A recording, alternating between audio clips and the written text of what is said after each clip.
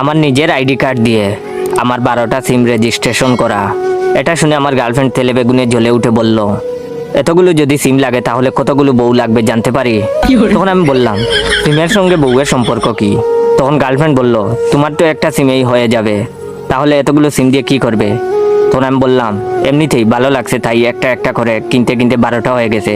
তখন গার্লফ্রেন্ড বলল, তুমি আজকে 2টো সিম রেখে বাকি সবগুলো সিম রেজিস্ট্রেশন বাতিল করে দিবে। আমি বললাম, কেন কেন? তখন সে বলল, আমি বলছি তাই, না হলে কিন্তু তোমার সঙ্গে আমার সারা জীবনের জন্য ব্রেকআপ। তখন আমার গার্লফ্রেন্ড সাদিয়া রাগ করে চলে গেল।